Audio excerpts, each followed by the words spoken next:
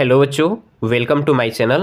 I am Dilip Yadav and आज हम discuss करेंगे class 10 English MCQ marathon series supplementary book का chapter number 9 that is volley.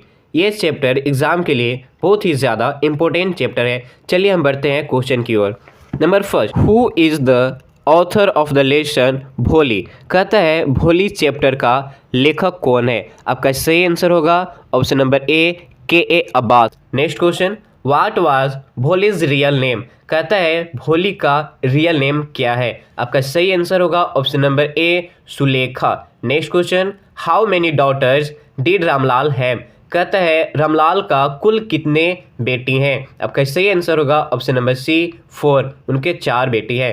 Next question, भोली had मतलब ये कि भोली के कुल कितने भाई बहन हैं। आपका सही आंसर होगा option number A 3 brothers and 3 sisters. मतलब ये कि भोली को मिलाकर रामलाल के कुल 7 बेटे थे।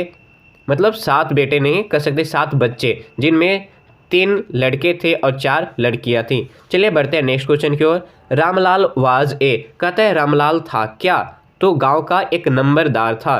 गांव का नंबरदार था। बढ़ते हैं नेक्स्ट क्वेश्चन की ओर। Who was Ramlal's eldest daughter. कहता है रामलाल का सबसे बड़ी बेटी कौन है। आपका सही आंसर होगा option number D Radha. Next question, at what age did Bholi begin to speak. कहता है कितने साल में भोली बोलना शुरू की थी।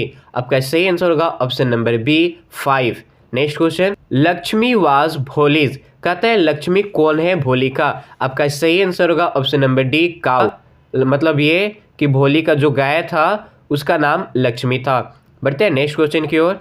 Fill in the blanks affected Bholi when she was 2 years old. कहता है कि जब भोली 2 साल की थी वह किस चीज़ से अफेक्टेड थी, किस चीज़ से प्रभाव हो गई थी। तो आपका सही आंसर होगा option number B smallpox. मतलब चेचक जो होता है ना, भोली को 2 साल की एज में हो गया था। Next question, Bholi was 7 years old when A school was open in her village.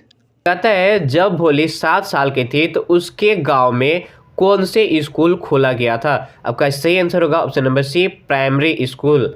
Next question, खालिस्तान had come to inaugurate the school. कहता है स्कूल को मतलब प्राइमरी स्कूल को कौन उद्घाटन करने के लिए आया था। आपका सही आंसर होगा option number B tehsildar. Next question, Bholi was attracted to fill in the blanks pictures on the wall. कहता है भोली स्कूल के दीवारों से किस चीज़ से अट्रैक्ट हो गई थी, तो वहाँ की जो कलरफुल जो पिक्चरें थे उससे वो प्रभावित हो गई थी, अट्रैक्ट हो गई थी। मतलब ये कि option number A colourful. Next question, which picture did भोली सी ऑन द वॉल। है कि भोली स्कूल के दीवारों में कौन से पिक्चरें देखी थी। आपका सही आंसर होगा option number D all of these. मतलब वो काऊ भी देखी थी, पैरोट भी देखी थी और गोट भी देखी थी।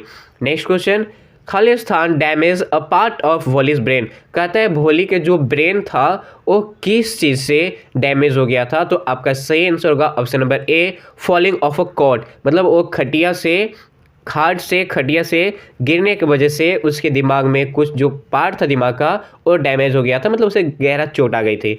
नेक्स्ट क्वेश्चन आता है द विलेज कन्वर्टेड इनटू ए। मतलब ये वो जो गांव था भोली का वह किस चीज़ में बदल गया।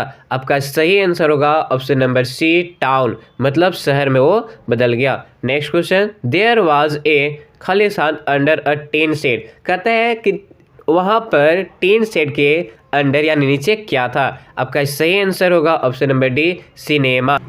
Next, who came to marry Bholi. Bholi से शादी करने के लिए कौन आया। आपका सही आंसर होगा option number D Bisambar. Next, Bisambar's was a खालिस्तान मैन। बिसाम्बर्स कौन था, मतलब कैसा व्यक्ति था। तो आपका सही आंसर होगा option number A lame greedy. मतलब लंगड़ा भी था और लालची भी था। नेक्स्ट, बिसाम्बर आस्क्ड फॉर खालिस्तान rupees as a dowry.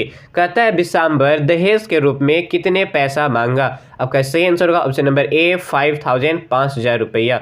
Next, Bholi fill in the blanks while she spoke. जब भोली बोलती थी तो वो क्या करती थी, तो ऑप्शन नंबर डी हकलाती थी, स्टैमर्ड। नेक्स्ट, भोली was the Khalistan daughter of Ramlal. भोली रामलाल का कौन से बेटी थी, तो कितने नंबर में थी, तो 4थे नंबर में थी। Next, who is refer to as the artist in the lesson. इस चैप्टर में इस कहानी में एक आर्टिस्ट कौन है? आपका सही आंसर होगा ऑप्शन नंबर सी, भोली इज टीचर। भोली की जो शिक्षक है वो एक आर्टिस्ट है। Next, the name of Bholi's father was, भोली का पिता का नाम क्या था? आपका सही आंसर होगा option number A, Ramlal. Next question, Bholi's fill in the blanks were jealous of her wedding, मतलब ये कि भोली की जब शादी हो रही थी तो भोली से ईर्ष्या जलन कौन कर रहा था? आपका सही आंसर होगा ऑप्शन नंबर ए, हर सिस्टर्स, मतलब भोली की जो बहनें थी वो भोली से जलन कर रही थी। नेक्स्ट, भोली सा colourful pictures on a wall of her, कहता है भोली वो कलरफुल पिक्चर्स कौन सी दीवारें में देखी थी, कहाँ की दीवारें में? तो आपका आंसर सही होगा ऑप्शन नंबर बी, स्कूल की जो दीवारें थे वहाँ पे जो पिक्चर लगे हुए थे वहाँ पे वो देखे हुए थे।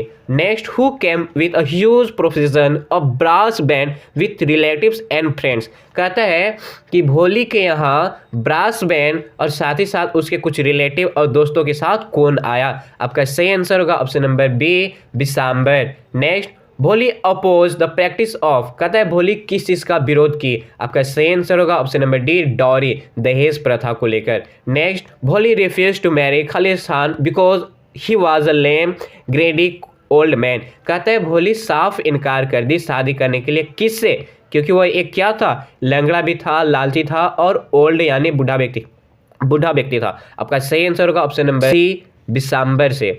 नेक्स्ट, भोलीज खालिस्तान supported her decision to serve her parents and teach in the same school where she studied, कहता है कि भोली को किसने सपोर्ट किया उसके डिसीजन, उसके निर्णय लेने में, और साथ ही साथ उससे उसी स्कूल में पढ़ाने के लिए और अपने माता पिता की सेवा करने के लिए कौन कहा? आपका सही आंसर होगा option number C, her teacher. Next, why did Bholi's parents accept Bisambar's marriage proposal, कहता है भोलीज के माता पिता बिसाम्बर से शादी करने के लिए उसका जो प्रपोजल था वो क्यों एक्सेप्ट किया, क्यों स्वीकार किया? आपका सही आंसर होगा option number D, all of these, मतलब ये कि उसके पास एक बड़ा दुकान भी था, उसका एक अच्छा घर भी था और साथ ही साथ गुड बैलेंस भी था, बैंक अकाउंट में था।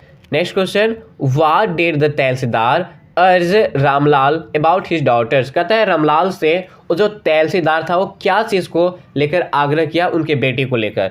आपका सही आंसर होगा सेंड देम टू स्कूल, मतलब ये कि अपने बेटी को स्कूल में भेजने के लिए। Next question, why did Bholi talk very little, Bholi बहुत कम क्यों बोला करती थी? आंसर होगा other kids mimicked her and made fun of her, मतलब ये कि अदर दूसरे जो व्यक्ति थे वो उसके मजाक उड़ाते थे और जैसे भोली बोला करती थी उसी को वो लोग कॉपी करते थे। Next question, why did the girls laugh at भोली, लड़कियां भोली पर क्यों हंसती थी? आपका सही आंसर एट हर स्टैमरिंग, क्योंकि वह हकलाती थी। बच्चों, अगर अभी तक आप इस वीडियो को लाइक शेयर एंड सब्सक्राइब नहीं किए हैं तो please like share and subscribe कर दें। मिलते हैं अगले वीडियो में इसी जोश जज्बे और यही संकल्प के साथ।